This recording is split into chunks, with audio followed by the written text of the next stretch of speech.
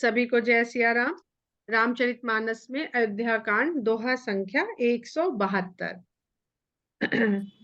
दशरथ जी का अंतिम संस्कार हो चुका है और भरत जी को वशिष्ठ मुनि समझा रहे हैं। सोची ग्रही जो मोह बस करई करम पथ त्याग, सोचिए जति प्रपंच रत विगत विवेक विराग। किन किन व्यक्तियों के लिए शोक मनाना चाहिए? इस संसार को छोड़ के तो सभी जाते हैं, एक नए दिन सभी को जाना है, यही परम सत्य है। जो आया है वो जाएगा। खाली जीव के लिए नहीं है, ये प्रत्येक वस्तु के लिए है। यहाँ तक कि भाषा, संस्कृति, फैशन, हर चीज जो आई है वो जाने के लिए आई है।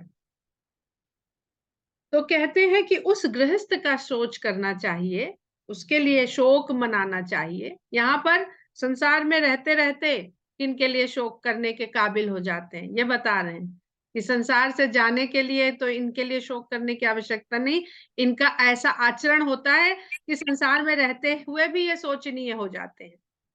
तो कहते हैं सोचिए ग्रही जो मोह बस करई करम पथ त्याग। उस गृहस्थ का सोच करना चाहिए, उसके लिए सोच में डूबना चाहिए जो अपने कर्म पथ का त्याग करके मोह के वशीभूत होकर गृहस्थ धर्म का पालन करता है। गृहस्थ धर्म का पालन जो है वो, गृहस्थी क्या है? गृहस्थी समाज का यूनिट है। समाज राष्ट्र की एक फिर व्यवस्था है और राष्ट्र पूरे, अलग अलग राष्ट्र जो हैं वो पूरे विश्व का एक स्वरूप है। इसीलिए हमारे यहाँ वसुधैव कुटुंबकम कहा गया है। तो कुटुंब ही अगर बिगड़ जाएगा, जो इकाई है, तो वसुधैव कुटुंबकम का रूप एक झूठा सपना है, खाली बातों में कही जाने वाली एक बात है और सत्य किसी को, उस मार्ग पे कोई चलने वाला नहीं है। तो गृहस्थ का कर्तव्य पथ क्या है और मोह पथ क्या है, इसको हम शिव पार्वती के गृहस्थी से समझ सकते हैं। शिव पार्वती की जो गृहस्थी है वो संसार के हित के लिए है। वो विवाह भी करते हैं, उनको विवाह के लिए प्रेरित भी किया जाता है। तो वो संतान उत्पत्ति करते हैं जो संसार का कल्याण करने वाली हो, जो जो पीड़ित लोग हैं उनको जो सताने वाले हैं उनका संहार करने वाली हो, यानी लोगों के कष्टों को हरने वाली हो संसार। और शिव पार्वती अपने लिए कोई संचय नहीं करते हैं, कोई संचय नहीं करते हैं, कोई प्रॉपर्टी नहीं बनाते हैं, कोई खजाने नहीं जोड़ते हैं, आभूषण। और इसकी भी बड़ी सुंदर सुंदर कथा है ना कि पार्वती जी एक बार रूठ गई थी कि सबके पास तो कुछ कुछ है, हमारे पास कुछ नहीं है। तो शंकर जी ने उनको, उनके लिए सोने की लंका बनवा दी थी और सोने की लंका बनवाते ही रावण की दृष्टि उस पर पड़ गई और वो मांगने आ गया और उन्होंने उठा के दे भी दी। बहुत सुंदर भाव है इन सबके, आध्यात्मिक भाव और सांसारिक भाव, दोनों ही भाव बहुत सुंदर है। तो कहते हैं ऐसे गृहस्थ का सोच करना चाहिए।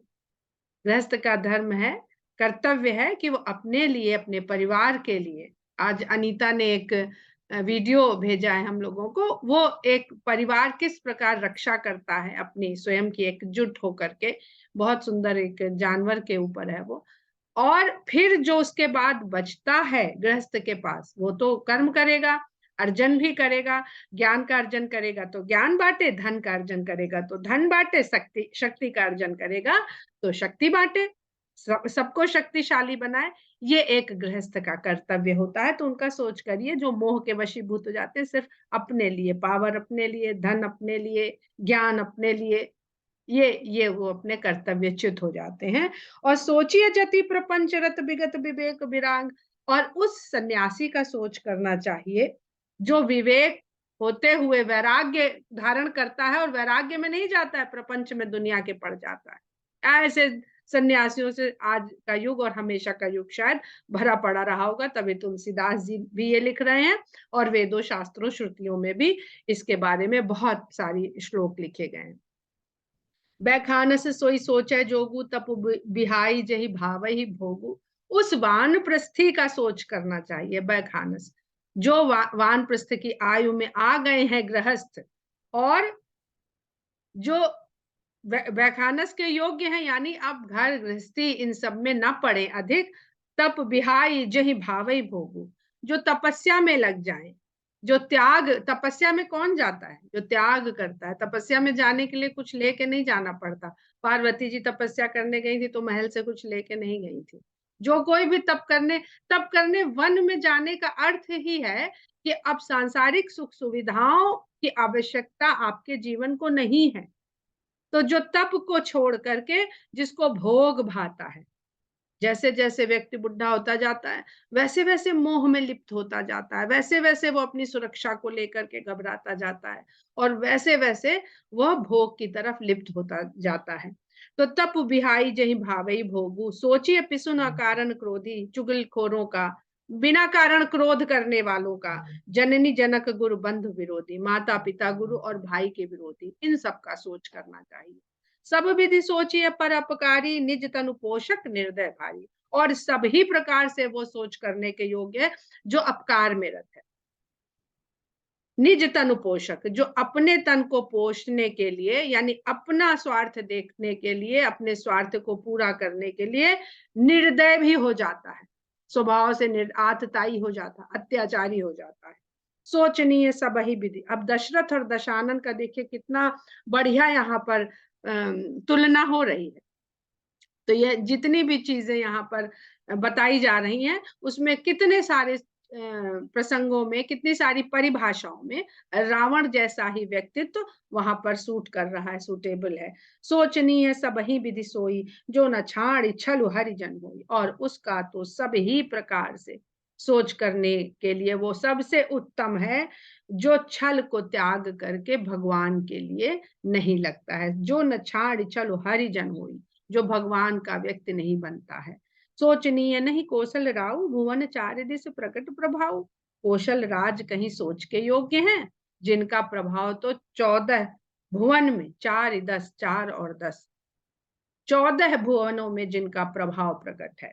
भयउ न अहै न अब हुनिहारा, भूप भरत जस पिता तुम्हारा।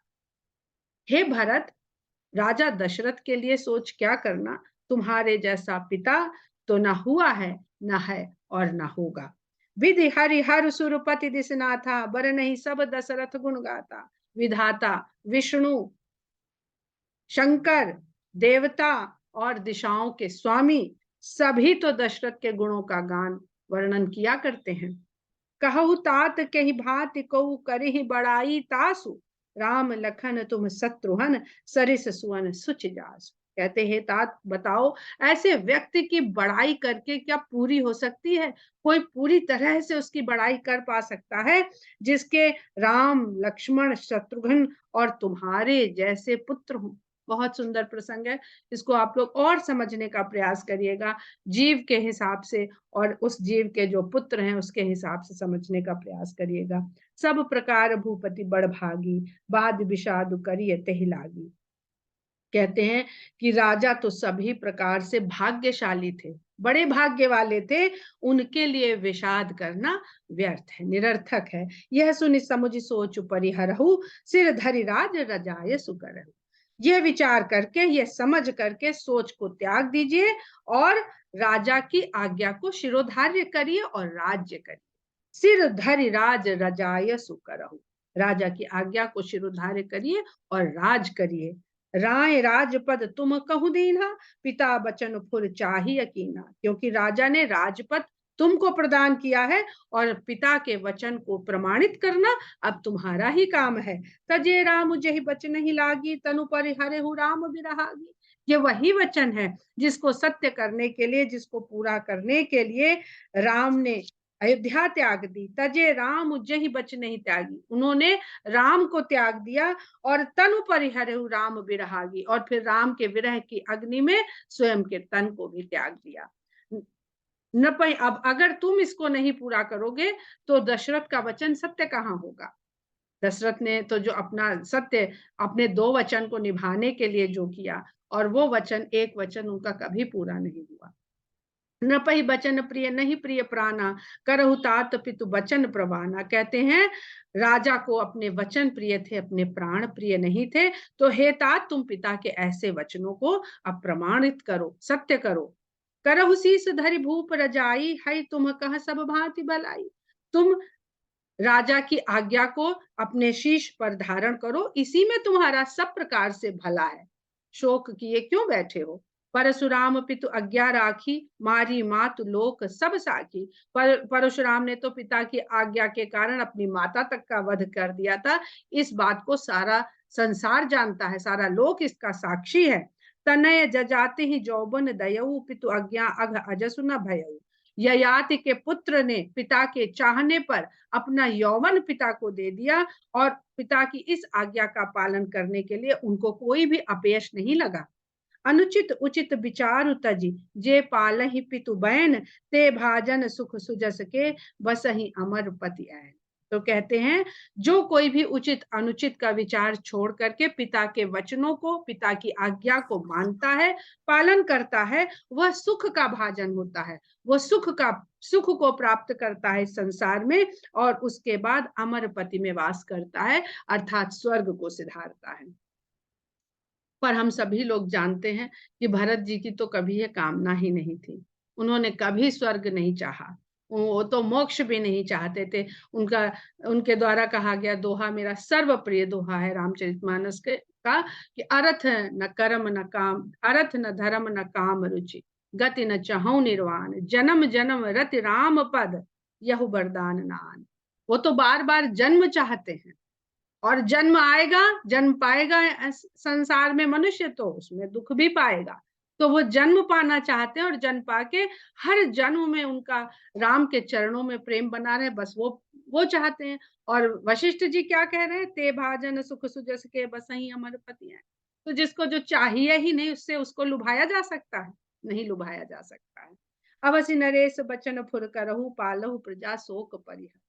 तो कहते हैं कि शोक को त्याग दो, और निश्चय ही प्रजा का पालन करो, राजा के वचनों को सत्य करो। सुरपुर नृप पाई ही परितोषु, तो स्वर्ग में गए हुए तुम्हारे पिता राजा संतुष्ट होंगे। तुम कहो सुकृत सुजस नहीं दोषु, और तुम्हें भी ये ऐसा करने से कोई दोष नहीं मिलेगा, तुमको सुयश ही मिलेगा। तुम्हारे इस कृत्य से तुमको पुण्य और यश ही मिलेगा, क्योंकि तुम्हारे पिता भी संतुष्ट होंगे। वेद विदित सम्मत सबही का, जहि पितु देई सो पावई टीका। ये वेदों में बखान भी किया गया है, और सबका मत भी यही है कि टीका, राज तिलक, राजगद्दी तो उसको ही मिलती है जिसको पिता देता है। करहु राज उपरि हरहु गलानी, मानहु मोर बचन हित जानी। तो ग्लानी को त्याग दो और राज करो, मेरे वचनों को मानो। मेरे वचनों में ही तुम्हारा हित है, तुम्हारा कल्याण है, तुम्हारी भलाई है। ऐसा जान के, ऐसा मान के तुम राज्य आरंभ करो। सुनि सुख लखब राम बैदेही, अनुचित कहब न पंडित के ही। जब यह समाचार राम लक्ष्मण सीता को मिलेगा, तो वो भी कि जिस वचन के खातिर वो वन में है, उस वचन के अर्धभाग को आप पूरा कर रहे हैं, ये सुनकर के तो राम लक्ष्मण सीता भी प्रसन्न होंगे। और कोई भी विद्वान तुम्हें इसमें कोई दोष नहीं देगा, तुम्हारे इस कर्म को अनुचित नहीं बताएगा। कौशल्यादि सकल महतारी, तेयु प्रजा सुख हो ही सुखारी। और इस प्रकार आप राजा बन के प्रजा का पालन करेंगे, प्रजा सुखी होगी, तो ये सब देख करके कौशल्या और बाकी माताएं भी संतुष्ट होंगी।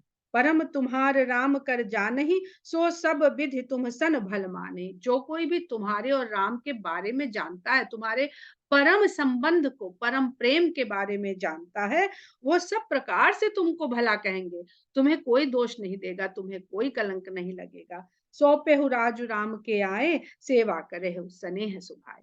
जब राम लौट कर आ जाएं, तो उनका राज्य उनको सौंप दीजिएगा, और फिर आप स्नेह के सहित उनकी सेवा में लग जाइएगा। कीजिए गुराय सुअवसि कहिए, सचिव कर जोरी, रघुपति आए उचित जस, तस तब करब बहुरी। तो मंत्री लोग भरत जी से ये प्रार्थना, ये निवेदन करते हैं कि गुरु की आज्ञा को मानिए, अवश्य ही गुरु की आज्ञा को मानिए, पूरा करिए। और जब राम लौट कर आ जाए, क्योंकि ये तो सबके मन में आशा है, सब जानते हैं कि 14 वर्ष बाद तो राम आ ही जाएंगे। तो कहते हैं जब राम लौट कर आ जाए, तब जैसा उचित लगे, तब उस समय वैसा करिएगा। हम लोग भी कहते हैं ना, भाई अभी की ये समस्या, इसको कर लें, अब आगे का सोच सोच के नहीं परेशान होंगे। वो जब समस्या तब आएगी, तब उसको देखा जाएगा। अभी तो जो आगे है, इसको निपटाया जाए पहले। इसका बहुत सुंदर प्रसंग समुद्र और उसके में मिलता है, जब समुद्र की जो उस समय मानसिकता है। कौसल्या धरि धीरज कहई, पूत पथ्य गुर आयसु आहई। कौशल्या धीरज धारण करके भरत से कहती हैं कि हे पुत्र, गुरु की आज्ञा ही तुम्हारा पथ्य है, तुम्हारे ग्रहण करने योग्य है। पथ्य, अपथ्य, कुपथ्य, ये 3 आयुर्वेद में ग्रहण करने योग्य सामग्री, आहार की सामग्री बताई जाती है, जो खाने योग्य है, ग्रहण करने योग्य है। इसमें सिर्फ आहार नहीं होता है, बहुत विडंबना है कि हमारे यहाँ जिसको व्रत, संकल्प, आहार ये सब बना दिया गया, उसको हमने सिर्फ भोजन से जोड़ दिया है। ये सब हमारे आचार विचार भी पथ्य, कुपथ्य और अपथ्य होते हैं। तो पथ्य जो ग्रहण करने योग्य हो, अपथ्य जो ग्रहण करने न योग्य हो, और कुपथ्य जिसको ग्रहण करने से आपके भीतर जो सकारात्मकता है वो भी नष्ट हो जाए, उसे कुपथ्य कहते हैं। अपथ्य को तो आपने ग्रहण नहीं किया, आप उसके प्रभाव से बचे रह गए। लेकिन अगर आपने कुछ ऐसी चीजें हैं जो खा ली तो वो आपके लिए नुकसान कर जाएंगी, उसको कुपथ्य कहते हैं। तो वही कौशल्या जी दशरथ भरत जी से कहती हैं कि पूत पथ्य गुर आयसु आहई, हे पुत्र, तुम्हारे लिए गुरु की आज्ञा पथ्य स्वरूप है, इसको ग्रहण करो। सो आदर्य करिय हित मानी, तजिए विषाद काल गति जानी। उनकी कही हुई बात को आदर सहित अपना हित मानते हुए उसको स्वीकार करो और विषाद को त्याग दो, और ये सोच लो कि इस समय हमारा समय कठिन चल रहा है, काल की गति कठिन है। बन रघुपति सुरपति नर नाहु, क्यों काल की गति कठिन है? बन रघुपति सुरपति नर नाहु, तुम्हें यही भांति तात कदराहु, क्योंकि राम वन में, राजा स्वर्ग में, और तुम इस प्रकार दुर्बल अवस्था को प्राप्त हो गए हो। शोक और विषाद मनुष्य को दुर्बल बना देता है। परिजन प्रजा सचिव सब अंबा, तुम ही सुत सब कह अवलंबा। परिवार, प्रजा, मंत्री, राजकाज, माताएं, ये सब ही पुत्र अब तुम्हारे को ही सहारे के रूप में देख रही, तुम ही इन सब का सहारा हो।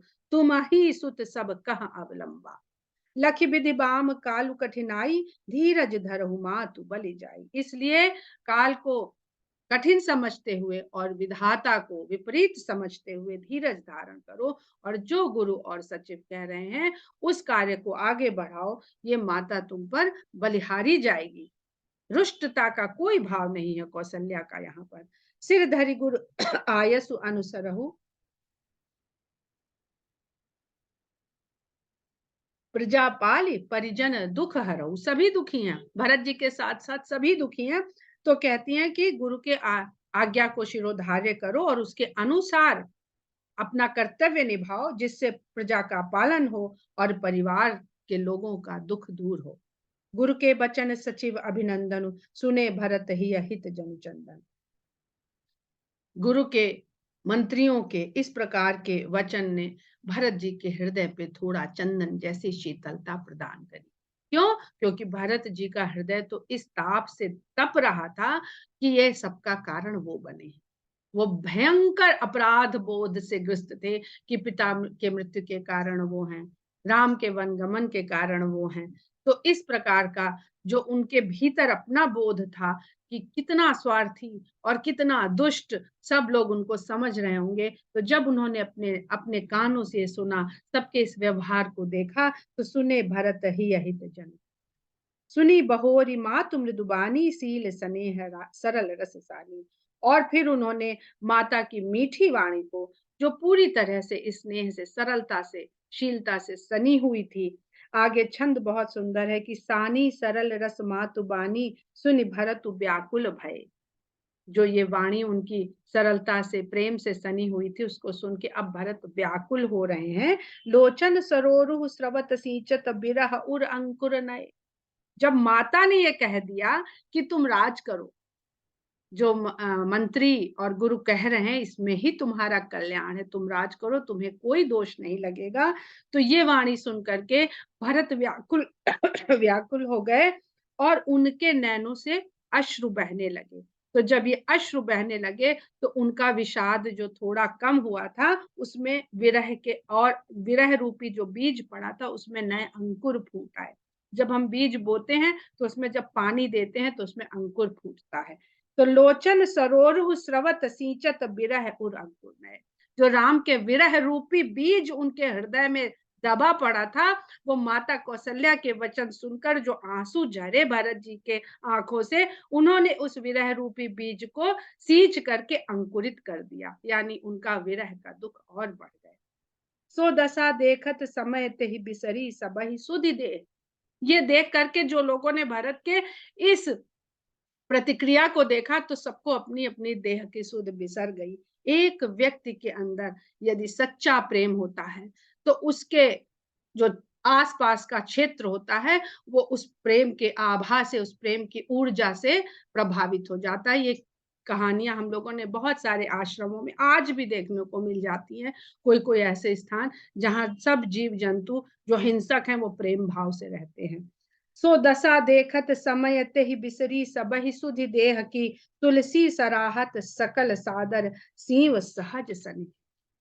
भरत जी कुछ बोले नहीं और इस प्रकार जब वो आंसू बहाने लगे तो तुलसीदास जी कहते हैं कि भरत जी के इस स्वाभाविक प्रेम की सराहना सभी लोग करने लगे। भरत कमल कर जोरी धीर धुरंधर धीर धरी, बचन अमीय जन बोरी देत उचित उत्तर सबही।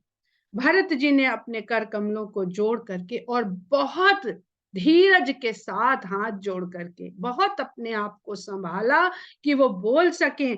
तब उन्होंने अपनी वाणी में अमृत जैसा अमृत जैसी वाणी से उन्होंने उचित उत्तर सबको देना आरंभ किया।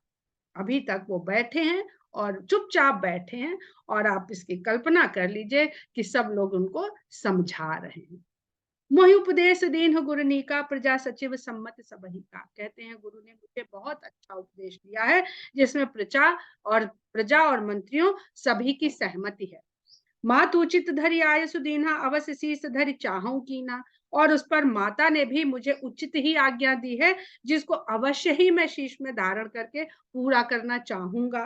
गुरु पितु मातु स्वामी हित बानी सुनि मन मुदित करिय भली जानी। उचित की अनुचित किए विचारू धर्म जाई सिर पातक भारी। कहते हैं कि गुरु माता पिता स्वामी जो भी आपके हित करवाणी कहते हैं उसको सुन करके मन से प्रसन्न हो जाना चाहिए और उसमें उचित अनुचित का विचार किए बिना उसका पालन करना चाहिए। धर्म जाई सिर पातक भारू।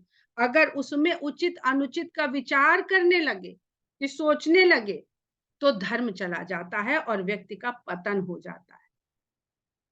तुम तो देहु सरल सिख सोई जो आचरत मोर भल होई। आप लोग तो वही सरल शिक्षा मुझे दे रहे हैं जिसका आचरण करने से मेरा भला हो जाएगा। यद्यपि यह समझत हूं नीके तदपि हो तो परतोष न जीके। मैं ये सब जानता समझता हूं कि आपका कहा हुआ करने से ही मेरा सब प्रकार से भला होगा, लेकिन मैं क्या करूं।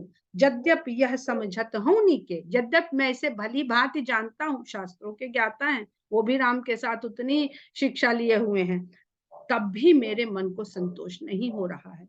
अब तुम्हें विनय मोरी सुन लेहू मोहि अनुहरत सिखामन दे। आप लोगों ने मुझे बहुत सिखाया, बहुत तरह से शिक्षाएं दी, लेकिन मेरी एक विनती है, सुन लीजिए और वो सुनने के बाद ही मुझे आगे सीख दीजिए। उतर देव क्षमब अपराधु दुखित दोष गुण गण ही न साधु। मैं आप लोगों को उत्तर दे रहा हूं। जो आज्ञा मुझे बिना उचित अनुचित का विचार किए, बिना तर्क किए शिरोधार्य कर लेनी चाहिए, वो मैं नहीं कर रहा हूं। ये मैं धृष्टता कर रहा हूं। मैं आप लोगों की बात पर उत्तर दे रहा हूं तो ये मेरा बहुत बड़ा अपराध है। इसको ये सोच करके क्षमा करिएगा कि दुखी व्यक्ति के दोष गुण साधु लोग नहीं गिनते हैं, वो नहीं देखते। दुखी आदमी कुछ भी बक सकता है। पितु सुरपुर सिय राम बन करन कहु मोहिराज, एहिते जानहु मोर हित कहे आपन बड़ काजु। पिता स्वर्ग में, सीता और राम वन में, और आप मुझसे राज्य करने को कह रहे हैं और इसमें मेरा हित बता रहे हैं। एहिते जानहु मोर हित कहे आपन बड़ काज। और ये कह रहे हैं कि इसमें ही आप मेरा हित समझते हैं और आपके बड़े बड़े कार्यों को मैं सिद्ध करने वाला सिद्ध होऊंगा। ये आप लोगों को ऐसा लग रहा है। तो हित हमारे सिय पति सेवकाई सो हरिलीन मात कुछ लाई। तो मेरा हित तो खाली सीता और राम की सेवा करने में ही था। जो मेरा ये हक था, अधिकार था, वो भी माता की कुटिलता ने मुझसे छीन लिया है। मैं अनुमान दीख मन माही आन उपाय मोर हित नाही। मैंने तो मन में अनुमान लगा के सोच विचार के खूब अच्छी तरह से देखा है कि मेरा हित तो किसी और तरह से है ही नहीं, कोई दूसरा उपाय ही नहीं है जिसमें मेरा हित हो सके, सिवाय सीता और राम की चरण सेवा के। शोक समाज राजु के ही लेखे, लखन राम सिय बिनु पद देखे, बाधि बसन शोक समाज राज के ही लेखे, लखन राम सिय बिनु पद देखे। कहते बिना राम लक्ष्मण और सीता के चरणों को देखे बिना ये जो शोक में डूबा हुआ राज्य है, इसका क्या मूल्य है? शोक समाज राज के ही लेखे, किस गिनती में आता है ये? बाधि बसन, फिर आगे कहते हैं बाधि बसन बिनु भूषण भारू, जैसे वस्त्र के बिना आभूषण सिर्फ बोझ होते हैं। अगर वस्त्र नहीं पहने हैं और आभूषण सजा लिए हैं तो उसकी कोई शोभा नहीं होती है। बाध बिरत बिनु ब्रह्म विचारू, और बिना ब्रह्म विचार के वैराग्य, वैराग्य तो ले लिया है, नहीं बाध बिरत बिनु ब्रह्म, बिना वैराग्य के ब्रह्म की बात करना व्यर्थ है। ब्रह्म की बड़ी बड़ी बातें करते हैं और बैठे सिंहासन में है, ऐसी चल रहा है, मर्सिडीज बाहर खड़ी है, 4 लोग हाथ जोड़े खड़े हैं, हाथ बांधे हुए। तो बाध बिरत बिनु ब्रह्म विचारू, वैराग्य की ना, वैराग्य के बिना ब्रह्म विचार। आपने खुद ही उस आचरण को नहीं लिया है और दूसरे को कह रहे हैं कि संसार का मोह त्याग दो, सुख सुविधा त्याग दो। तो बाध बिरत बिनु ब्रह्म विचारू, आप तो भोग में लिप्त हैं और दूसरे को सिखा रहे हैं ये सब भोग ही, ये सब मोह ही कष्ट की जड़ है। तो बाध बिरत बिनु ब्रह्म विचारू, सरुज शरीर बाध बहु भोगा, बिनु हरि भगत जाए जब होगा। रोगी शरीर के लिए भोग जिस प्रकार व्यर्थ, खूब शरीर को अपने लगा लगा के संसारिक कार्यों में खूब धनाढ्य हो गए, सब बना लिया, बढ़िया कोठी हवेली 10-10 लगे हुए हैं, कुक लगे हुए हैं, पर डॉक्टर साहब ने लिख दिया कि मीठा नहीं खाना है, नमक नहीं खाना है। तो वही कह रहे हैं सरुज शरीर बाध बहु भोगा, रोगी शरीर के लिए जिस प्रकार भोग व्यर्थ है, और उसी प्रकार हरि की भक्ति के बिना जप तप योग सब व्यर्थ है। जाए जीव बिनु देह सुहाई, बाधि मोर सब बिनु रघुराई। जिस प्रकार चाहे जितनी सुंदर देह हो, वो आत्मा के बिना व्यर्थ है, उसका कोई जाए जीव बिनु देह सुहाई, जीव के बिना देह जिस प्रकार सुहाती नहीं है, उसी चाहे जितना सुंदर चाहे जितना प्रिय हो, जहां उसके जीव से प्राण निकल गए तो फिर कहते हैं इसको जल्दी जल्दी इसको लगाओ ठिकाने, सारा सौंदर्य अभी चला जाएगा, ऐसे अभिभत्स, ऐसा कुरूप, ऐसा दुर्गंध हो जाएगी कि कोई बैठ नहीं पाएगा। तो कहते हैं जाए जीव बिनु देह सुहाई, बाधि मोर सब बिनु रघुराई। वैसे ही मेरे लिए बिना राम के सब कुछ व्यर्थ। जाऊं राम पही आयसु देहु, एक ही आंख मोर हितु। मैं राम के पास जाऊं, मुझे तो बस ये आज्ञा दीजिए आप लोग। जाऊं राम पही, मैं राम के पास जाऊं, ये आज्ञा दीजिए, एक ही आंख मोर हित।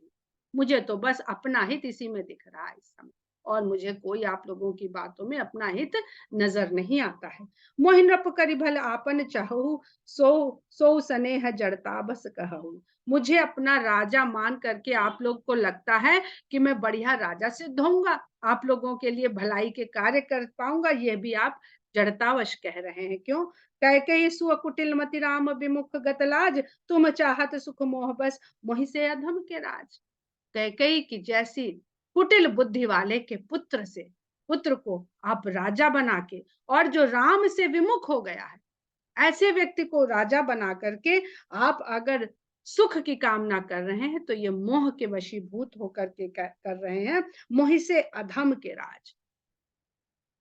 मैं इस प्रकार अधम राज्य का एक वो बनूंगा, मैं किसी तरह से भी जो आप लोग सोच रहे हैं, मैं अच्छा राजा साबित ही नहीं होऊंगा। क्यों? क्योंकि मैं राम से विमुख हूं और मैं कैकेयी जैसी कुटिल मत बुद्धि वाली का पुत्र हूं। यहीं पर विराम देते हैं क्योंकि प्रसंग इसके आगे पूर्ण नहीं हो पाएगा। जय सिया राम।